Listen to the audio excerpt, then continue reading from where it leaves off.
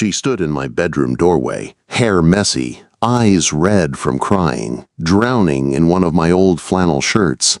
Her voice was small but clear when she asked, "Is there space left in your bed?" I was already sitting on the edge of the mattress, trying to give her room, trying to pretend my own heart was not beating out of my chest. "For you," I said, meeting her eyes, "there is always space." She let out a breath that shook, like her ribs had been locked all night. That moment did not start in my bedroom. It started 3 hours earlier, with a sound I knew too well.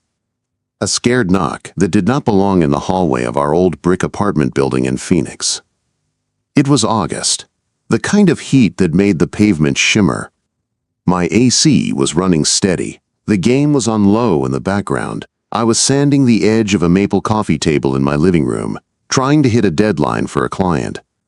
Then I heard it, 3 short knocks on my door. Not angry, not casual, sharp, hesitant, like someone was afraid of both knocking and not knocking at the same time. I wiped sawdust off my hands and opened the door.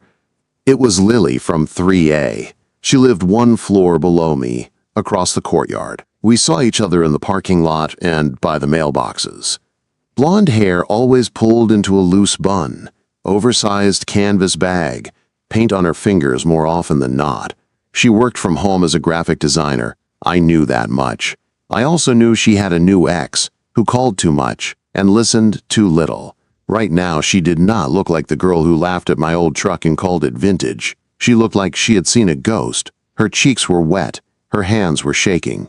There was a thin cut on her lip where she had bitten down too hard. "Ethan," she said, "can I come in for a minute?" "Yeah," I said at once, stepping back. "Of course. Come in." She rushed past me like she expected someone to grab her from behind. I locked the door. Deadbolt, chain, both. I did it slow so she could see my hands on the lock. She watched me, eyes on the metal sliding into place. Only when it clicked did her shoulders drop half an inch. "What happened?" I asked. She wrapped her arms around herself, like she was trying to hold all the pieces in. "He came by," she said softly, her ex.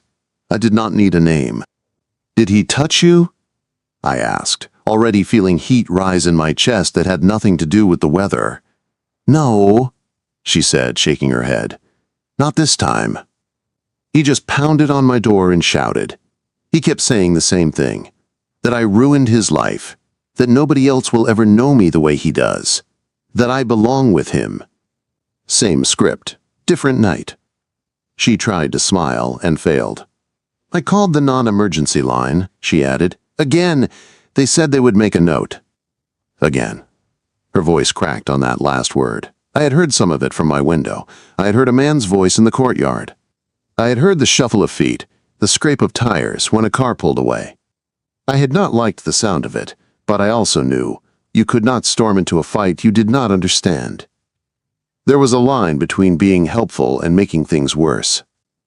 Right now, that line felt thin as a string. "Did he get into your place?" I asked. She shook her head. "I did not open the door," she said, "but I can feel the walls when he hits it. I know the sound of his fist. My hand starts shaking before he even knocks. I can hear my own heartbeat. I can smell his cologne under the door. It feels like he is in the room even when he is not." She swallowed. "And after he leaves," she whispered, "I walk around and check every lock 12 times. I check the oven. I check the windows. Then I sit on my bed and stare at the door. I tell myself I am strong and independent, and I do not need anyone. But my body does not care. It acts like I am still in his house." She looked up at me with a small, helpless laugh. "I am so tired," she said. Something inside my chest twisted. I wanted to fix it the way I fixed loose hinges and crooked shelves. Tighten a screw, add a brace, measure twice, cut once. People did not work that way, but doors did. "Do you feel safe in your unit right now?" I asked. Her eyes filled again. "No," she said, one word that hurt to hear. "Okay," I said. Calm, slow, like I was talking myself through a cut on a board. "You are staying here tonight." She stepped back. I do not want to be a problem, she said fast. You have work in the morning. And your space. And your life. I am just the girl from 3A who talks about coffee beans and asks to borrow a hammer. I can buy more hammers, I said. I cannot buy another you. Her eyes widened a little at that. She looked away. Lily, I said, you are not a problem. You are my neighbor. You knocked on my door. That is enough. She wiped her cheeks with the heel of her hand, then laughed once, weak but real. You really mean that? She whispered. Yes, I said. I showed her the deadbolt again. The chain. The fact that my window looked over the parking lot, not the street. The fact that my phone was on the counter, not buried in cushions. Sit, I said, pointing to the couch. I am making tea. You look more like a coffee guy, she said, voice a little lighter. I am, I said. But my sister forced me to keep chamomile in the cabinet for emergencies. She was right. Quote, I moved around the kitchen, filling the kettle, setting mugs on the counter. My hands were steady, the motions were simple. Water, heat, tea bag, honey. I saw her eyes follow me, like she was counting each step. We sat on the couch. She wrapped both hands around the mug like it was a small light in a dark room. Tell me what would make tonight feel safer, I said. She stared into the steam. In my head, she said slowly, the safest thing would be to leave town and never come back. Change my number, change my name, start over. She shrugged one shoulder. In reality, she went on, I have a lease, a job, clients who pay me on time. A therapist who knows the whole story. I have friends, but they all live across town. By the time I drove to any of them, I would have talked myself out of asking for help. So here I am. Her bare foot rubbed back and forth on the rug, grounding herself. I know I cannot sleep down there alone, she said. I know that much. Not after tonight. Not after he said he knows where my spare key is and smiled like he was telling a joke. Quote. Her hand clenched around the mug. I can give you the couch, I said. I have extra blankets. I can sleep on the floor. It is not fancy, but it is safe, and you will hear me if anything happens. She shook her head slowly. That is not what my nervous system needs, she said with a sad little smile. I know how that sounds. Then tell me what it does need, I said. She set the mug down. Her fingers twisted in the hem of the flannel shirt she had thrown over her tank top. Her eyes met mine. There was fear there, but also something like trust. I need to not be alone, she said. Not tonight. She took a breath that shook. Is there space left in your bed? She asked. Because I do not think I can close my eyes unless I know there is somebody right there who will wake up if I say their name. Her face flushed. Her chin lifted like she dared me to judge her.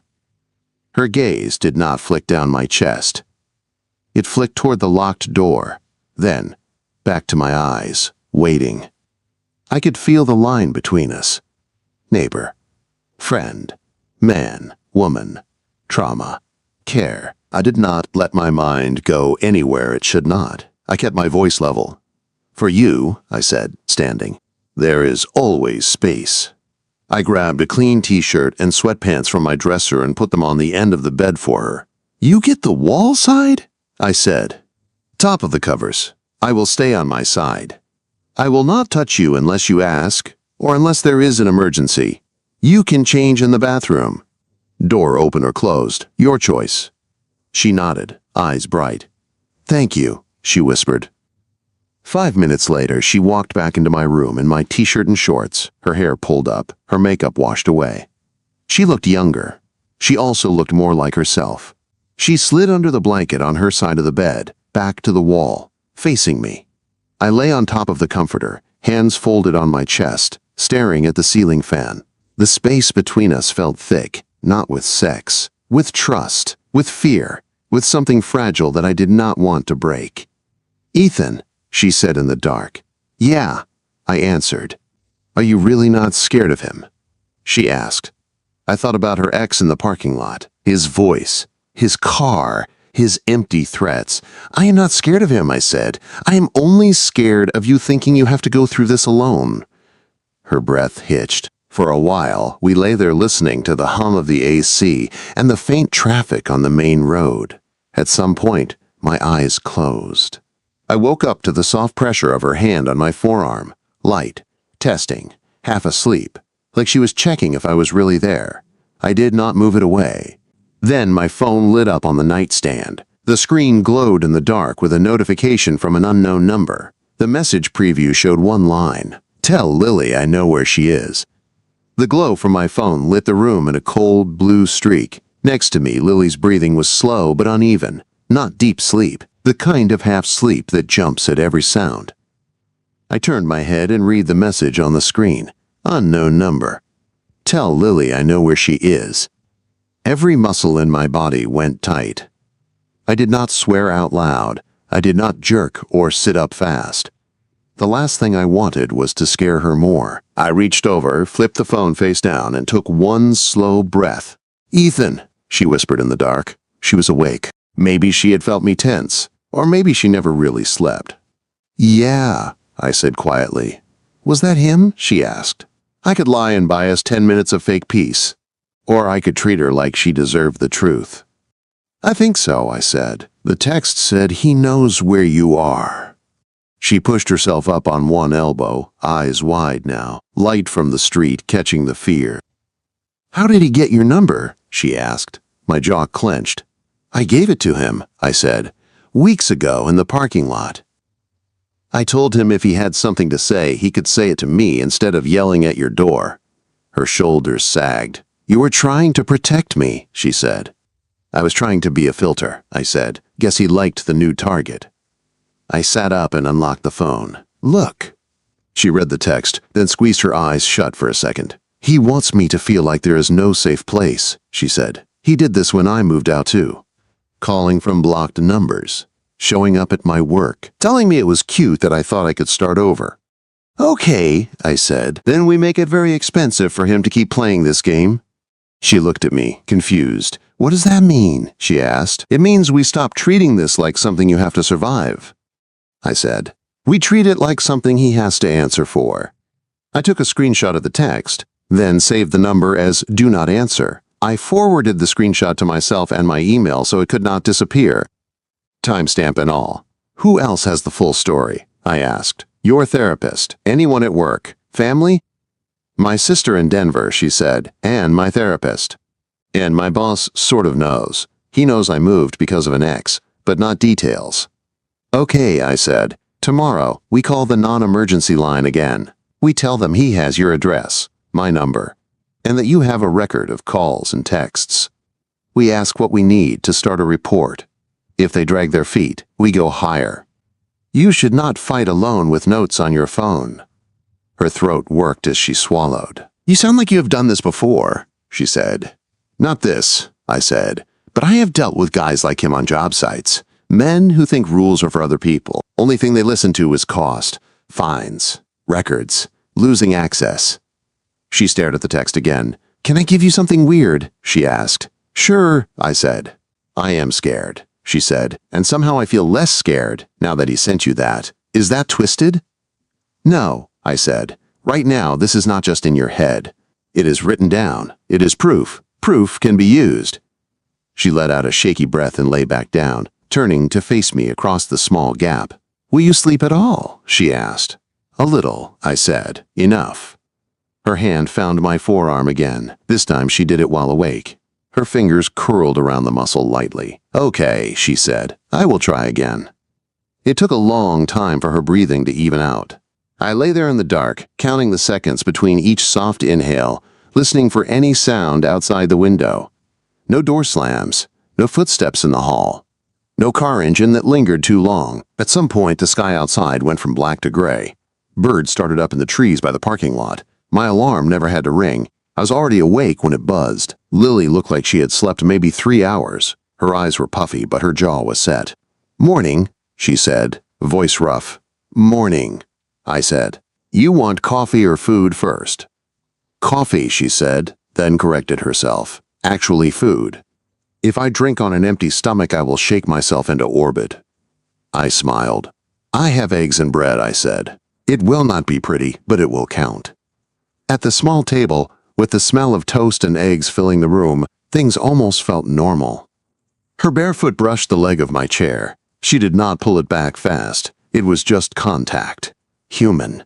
Real. After breakfast, she stood and stretched, then looked toward the door like it was a test. "I need a shower," she said. "I should go downstairs and change." The thought of her going back into that unit alone made something in my chest tighten. "I will go with you," I said. We checked the hall. "I look at your door. Make sure nothing has been messed with." She nodded at once, like she had been hoping I would offer. We walked down the stairs together. The hallway was quiet. No dents on her door, no marks by the frame. The little rug outside her place was crooked, but that could have been anything. She unlocked the door. The inside smelled like her shampoo and the faint acrid trace of fear from last night. "Text me in 10 minutes, I said. "If you do not, I am knocking." "Bossy," she said, giving me a small, tired smile. "Accurate," I said. She closed the door. I stood in the hallway and listened. Water turned on. Drawers opened and shut. No raised voices. No footsteps that did not belong. 11 minutes later, my phone buzzed. Alive and showered, the text read, "Your turn." I let out a breath I had not known I was holding. That afternoon, between jobs, I stopped by the hardware store. I bought a door security bar, a longer strike plate, and 3-inch screws. I picked up a cheap motion alarm too, the kind you stick on a door frame and curse at when it chirps. That evening, after she finished a client call, we went back to her unit. "I am going to ask you something," I said as I knelt by her door frame. "Okay," she said. "Can I work on your door unlocks?" I asked. "Nothing that breaks the lease. Just stronger screws, better anchoring, and that bar. All removable. All legal." She blinked. "Nobody has ever asked before," she said. "Asked what?" I said. "Asked if they could change things," she answered. "Gary just did stuff and told me it was for my own good. My dad did that too." I sat back on my heels. "I will not touch anything in your space without your yes," I said. "If you do not like what I put up, I will take it down. No lecture attached." She held my gaze for a long second, then nodded. "Do it," she said. "Please." I reinforced the strike plate with long screws that bit deep into the frame. I tightened the hinge screws. I showed her the difference by pushing on the door. "See?" I said. "Before, if he kicked low near the lock, the small screws would rip out. Now they have to go through real wood. It buys time. Most people give up when things get hard." "Not him," she said softly. "Then we give you more time," I said. We set the security bar at night height. I stuck the motion alarm at the top, where it would beep when the door opened. "I know it is ugly," I said. "I like ugly if it keeps me alive," she said. We stood in the doorway for a moment, looking at the hall. "What about you?" she asked suddenly. "He texted you. What if he shows up here instead?" "That is my problem," I said. She frowned. "Wrong," she said. "If he goes after you because of me, that is our problem." Something warm moved through my chest at that word. "We are going to the station Monday," she said. "Not the non-emergency line, the actual building. I want this on record." "Good," I said. "I will drive." That night, she knocked again around 9:30. She was in soft shorts and a big hoodie, hair damp from another shower. She held a small bag with a toothbrush and phone charger. "Is the offer for space in your bed still on the table?" she asked. "For you," I said, stepping aside. "There is always space." Quote. She smiled, small but real. "Same rules," I said once we were in my room. "You get the wall, top of the covers, no contact unless you ask. You can wake me up any time, no apology needed." She climbed in and pulled the blanket to her chin. "Ethan," she said in the dark. "Yeah," I said. "If this becomes a thing," she said, "like if I sleep here more often than I sleep in my own bed for a while, is that okay with you?" I thought about my quiet life, my half-built projects, my empty evenings, the way her laugh made the room feel less tired. "Yes," I said. "I want you safe more than I want my routine." She was quiet for a moment. "I will pay for half your coffee for the rest of your life," she said. "That is a dangerous promise," I said. She laughed into the pillow. The sound was softer than her scared laugh, but it was there. We drifted off. It was almost 3 in the morning when the first loud bang hit her door downstairs. I woke up in one breath, heart slamming, before the bang came again. He was back. The third bang shook the ceiling. It came from directly under my bedroom, hard enough that the frame vibrated. A second later, the muffled shout followed, the sound pushing up through the floor. "Lily, open the door!" Her whole body jolted beside me. She sat straight up, eyes huge in the dark, hand clamping on my forearm. "That is him," she whispered. I was already moving. "Do not get up," I said. "Stay here." Another blow hit her door. The sound was ugly. Fist or foot, I could not tell, but it was full force. "Lily," he yelled again. "I know you are in there." She was shaking now. I could feel it through the mattress. "Ethan," she said, her voice thin. "He will not stop. He never stops." I grabbed my phone and crossed the room in 3 strides. I hit record on the camera and pointed it at the floor so it would catch the sound, the time, the shouting. Then I dialed 911. The dispatcher answered on the second ring. Calm, practiced. 911, what is your emergency? "This is Ethan Cole," I said, keeping my voice level. "I live at Ridgeview Apartments, Building C, Unit 5C in Phoenix. My downstairs neighbor has an ex-boyfriend at her door. He is pounding and yelling her name. She has a history of harassment from him, and we have threatening texts from earlier tonight. We need officers." The dispatcher asked for details, name, address, whether he had a weapon. I told her what I knew and what I did not. "He is downstairs at Unit 3A, I said. "We are upstairs in 5C. We are safe right now. Doors locked. We are not going down there." "Good," she said. "Stay where you are. Officers are on the way. Do not engage. If he tries to come up to your unit, call back immediately." Another bang shook the floor. Lily made a sound between a sob and a curse. "I am not opening," she whispered, like she was reminding herself. "You are not," I said. "You are here. He is hitting an empty door." I hung up and moved back to the bed. She grabbed my t-shirt with both hands this time and pulled me to sit beside her. "Are they coming?" she asked. "Yes," I said. "They are on the way." We sat there in the dark, listening to him rage below us. The bangs turned into kicks. The kicks turned into insults. Then that old, familiar manipulation voice came out. "Lily, come on," he called. "You are being dramatic. I just want to talk. You owe me that." Her fingers dug into my arm. "I do not owe him anything," she said through clenched teeth. "No," I said. "You do not." The noise felt like it went on forever. In reality, it was probably 5 minutes. Then, faint through the floor, a different sound. A car door. Another. Voices. The sharp crackle of a radio. The pounding stopped. We both exhaled at the same time. I wanted to see, but I did not want to leave her alone. "Can I go to the window?" I asked. "Living room. It looks toward the lot. I will not go outside." She took a breath, then nodded. Her hands released my arm slowly. "Okay," she said. "Just stay inside." "I will," I promised. I moved to the front room and pulled the blinds back an inch. Down in the parking lot, I saw the blue and red lights reflecting off windshields. 2 patrol cars. An officer talking to a man by the stairs. Even from up here, I knew it was him. The same walk I had seen in the courtyard. Same backward baseball cap. Same restless, aggressive posture. He was talking fast, throwing his hands around like he was the victim. The officers listened, faces blank. One of them made notes. Another shone a flashlight up toward the 3rd floor. I stepped back, out of sight. My phone buzzed. I answered. "Mr. Cole," the dispatcher said. "Officers are on scene. They may need to speak with your neighbor later. For now, please remain in your unit." "Got it," I said.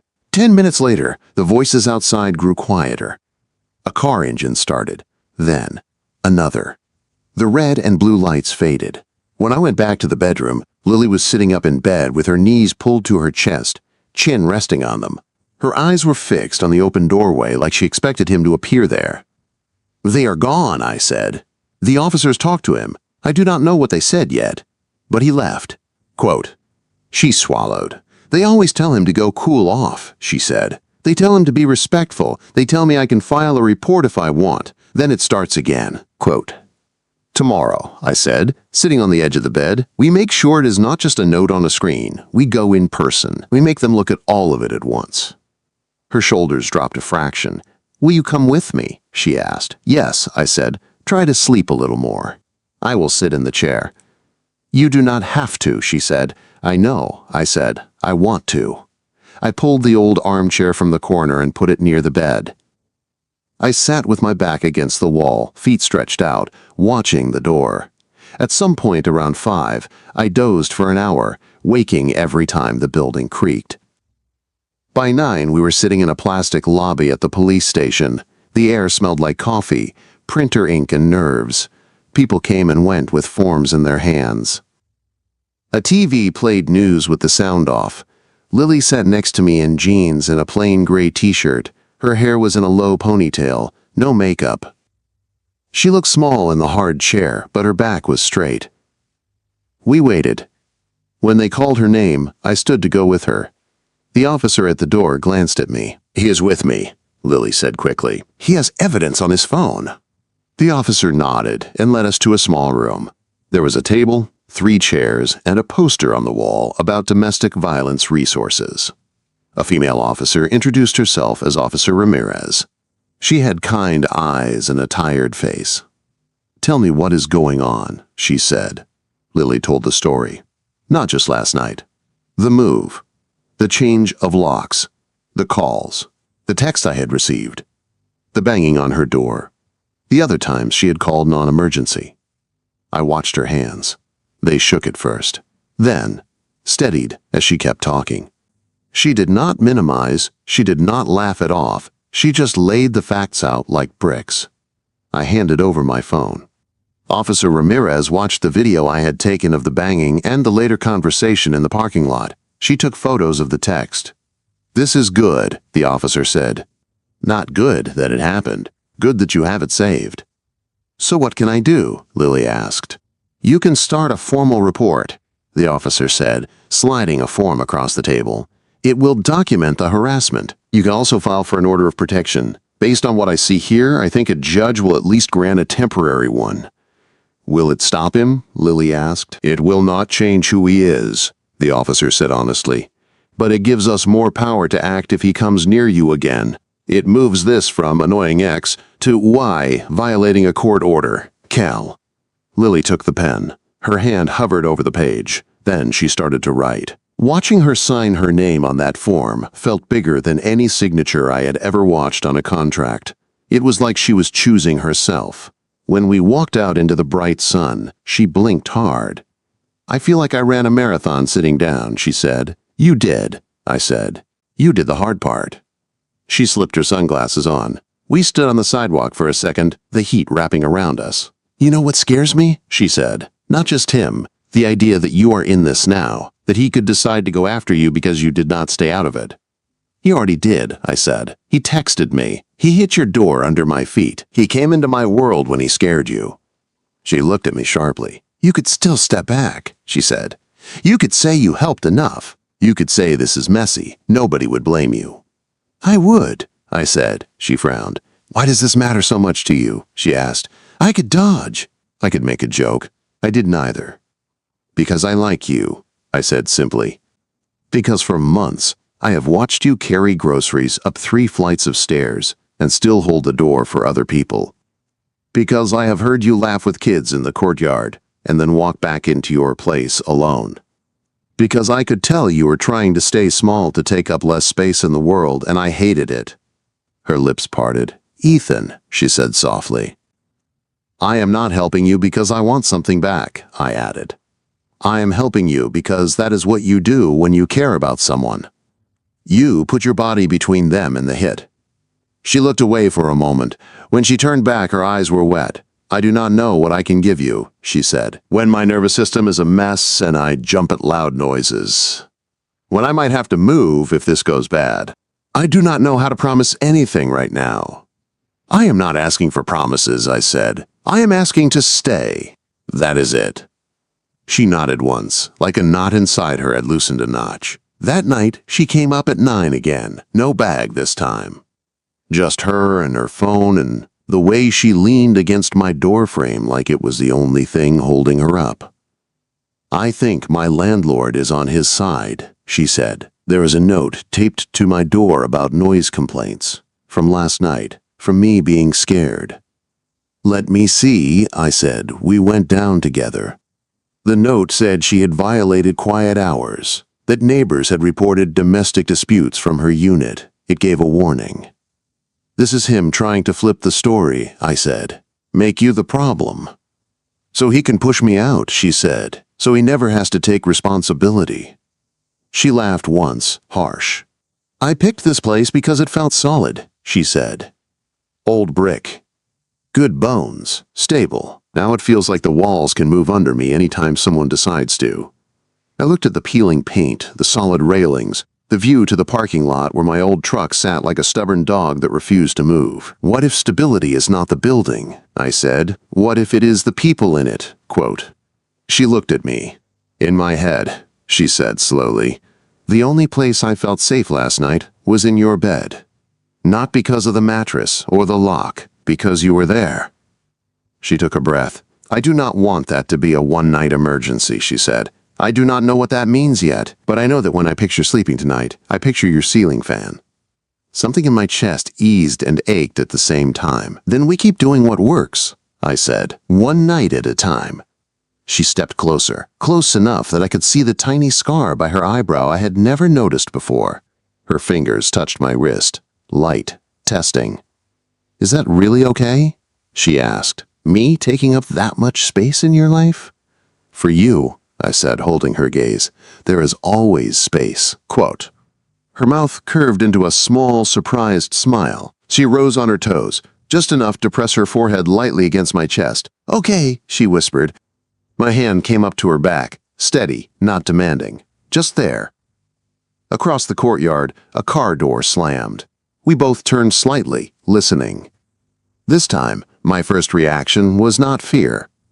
It was calculation.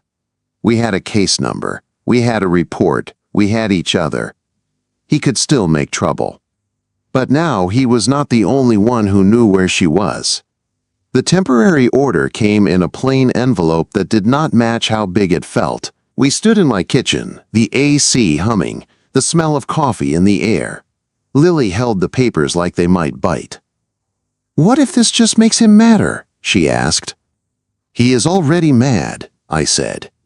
"The difference now is, if he comes near you, he is not just a jerk. He is breaking a court order." She traced the black print with her thumb. "It says he has to stay away from my job, my home, and from you," she said. "You are on here." I gave them my name, I said. "I was the one who called. I sent the video." It made sense.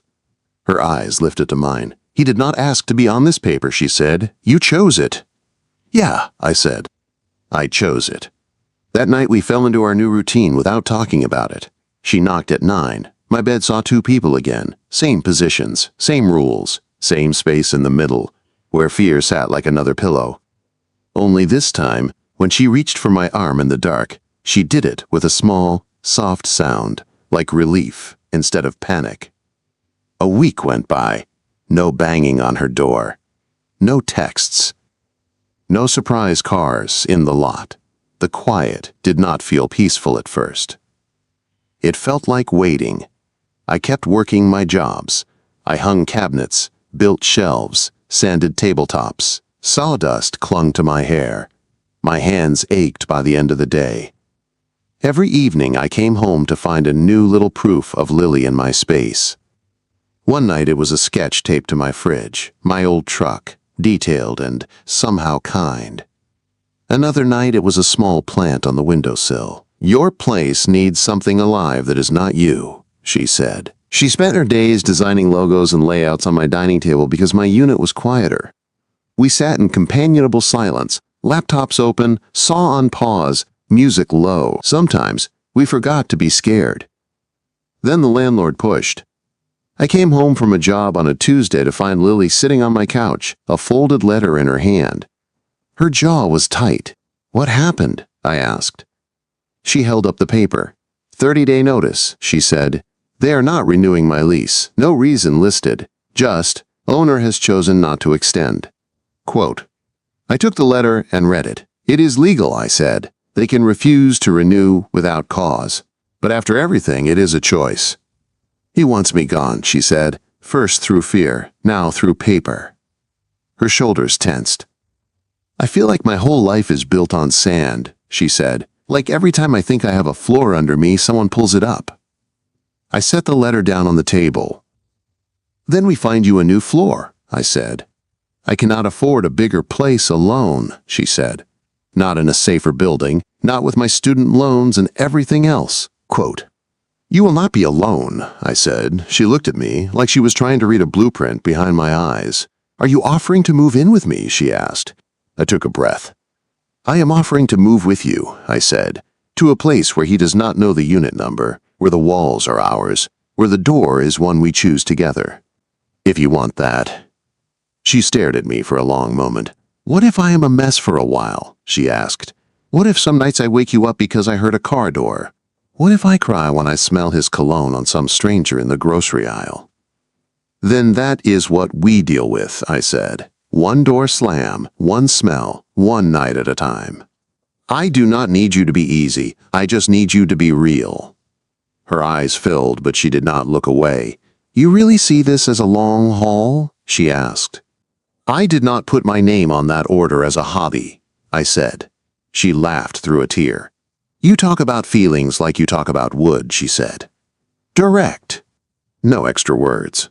"Wood does not like lies," I said. "Neither do you." She looked down at her hands. When she looked back up, something in her had settled. "Okay," she said, "then we look, together." We spent the next 2 weeks touring apartments. Some were too clean in a way that felt fake. Some smelled like cigarettes. One had the perfect light and a sink that leaked when I tapped it. Lily let me test locks and peer at breaker boxes. I let her stand in the middle of rooms with her eyes closed to see if she could breathe there. The one we chose was on the second floor of a small building in a quieter part of town. The door was solid. The windows faced trees instead of parking lots. The rent was a stretch, but with both our incomes, it worked. The day we signed the lease, the office smelled like fresh paint and copier ink. The manager handed us each a pen. I watched Lily write her name on the line that said tenant. Then she slid the paper to me. Under my name in smaller print, the form had a second blank. County tenant, it said. I wrote my name slowly. Ethancole.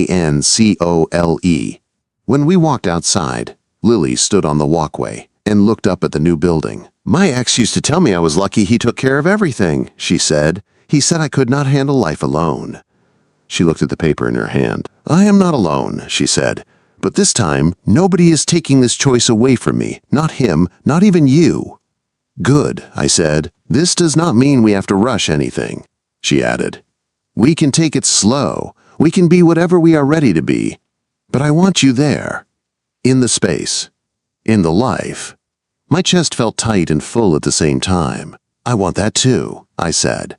3 weeks later, boxes filled my old place. My truck made more trips than it had in years. On the last night in my Phoenix apartment, before we turned in the keys, Lily stood in my bedroom doorway, looking at the empty bed frame I had built. "That first night," she said softly, "when I asked if there was space, I felt like I was asking to be forgiven for existing." "You were asking not to be alone," I said. "That is different." She walked across the room, stopped in front of me, and reached up with both hands. "This time," she said, "I am not asking out of panic. I am asking because I want you there." Her palms rested on my chest. I could feel the fast, steady beat of my own heart under her hands. "Is there still space in your bed?" she asked. "In your new one? In our new one?" For the first time she said, "our," without flinching. I smiled, slow and sure. "For you," I said, leaning in. "There is always space." She kissed me then, not a desperate kiss, not a please save me kiss, a clear, chosen one. Her fingers curled into my shirt. My hand found the back of her neck, gentle, guiding, not controlling. When we broke apart, our foreheads rested together. "We should go," she said, whispering. "We have a new place to set up."